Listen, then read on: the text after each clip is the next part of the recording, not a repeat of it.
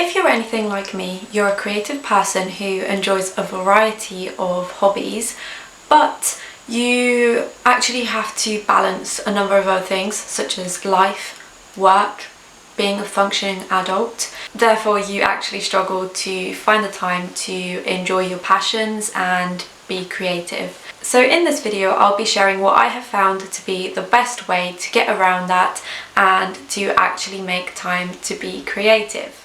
The best advice I can give you is don't waste time getting started, and here's how to avoid doing so. First of all, put some time aside to be creative. It can be as little as 5 minutes a day, half an hour, or as long as you have. It doesn't really matter. For me, the most important thing is to make a habit of it, incorporate it into my daily routines, because otherwise time just passes. It just gets filled with, quite frankly, me sitting in bed aimlessly scrolling through TikTok thinking, oh, I really wish I was doing something more creative right now, but it's getting late and I don't really know what to do.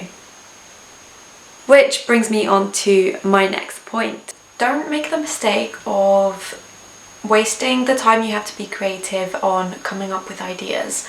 This is my biggest issue, to be quite honest. I think quite often we do actually have the time to be creative, but we spend that time deciding what to make or what to draw, what to write, what to do in general, and we spend so much time overthinking what it is that we're going to create or do that it uses up the time, and then the moment has passed, you're not really happy with your ideas anymore, you've overthought them, and it just doesn't work out. So here are a few things you can do to avoid getting to that point.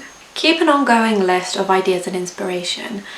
I like to use a combination of my Notes app and Pinterest, or just social media in general.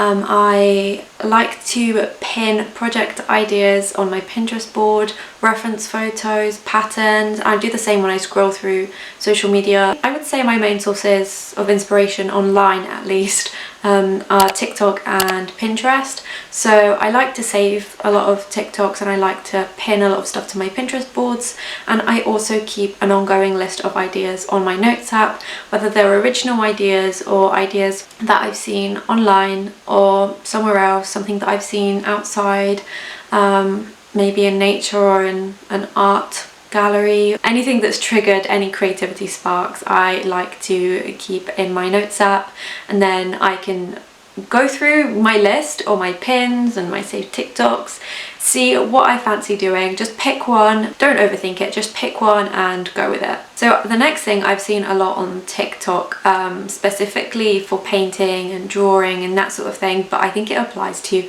any sort of creative passion. You could definitely personalize this, and that is to write down random words on little pieces of paper, put them in a jar, and then when it's time to be creative, when you've got time to draw, just pick out a few, like, I don't know, 3, combine them to make a prompt, and then just draw something.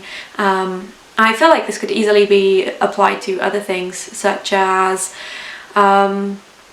if you're crocheting or sewing or knitting, you could put colours and then you could put certain techniques in there as well. With creative writing, you could write down different words and then put them together and it'd be a prompt, or different scenarios, or you could find prompts online and then just put them in a jar and pick one out. I think the list is endless really, and you really can apply this to any creative hobby. And then if you still have absolutely zero ideas, I have made a video previously where I shared some ideas for crochet patterns, knitting patterns and other DIYs that I would like to try, and I think that that might be a good source of inspiration for you too. So yeah, the video will be linked at the end of this one, and I am also thinking of doing a part 2, maybe a little bit more in depth or maybe a little bit more specific to certain hobbies. I could do crochet, I could do journaling, I could do knitting. I probably couldn't do knitting because I don't knit. But I could put a list together with different patterns and ideas, if that's something you would like to see. If you're generally having trouble starting out, then honestly, just do something. Like, if you're drawing, get your sketchbook out or a piece of paper, do some scribbles, doodle, I don't know, some flowers, put some colour down, do some colour blocking, just something to fill up the white page. Similarly, if you're into creative writing, maybe write about your day first, maybe write about something that gave you an intense emotion over the day, like something that made you really happy or something that you're angry about. And once you've got that flow going, you can like then move into working on your project. Try it out. If you're crocheting, you could crochet a couple of rows, or you could make a magic ring and do some stitches. I don't know, anything along those lines. And the list is endless. Obviously you're not restricted to just those. Anything creative, any project in general. I feel like this tip really works for me. Just writing something down, just starting. That is honestly the hardest part, and once that's done and you're in the flow, you've got a rhythm, you can just keep the ball rolling and keep going. I often think what's getting in the way is not knowing what to put on the blank canvas, what to do, and it's just that initial first step.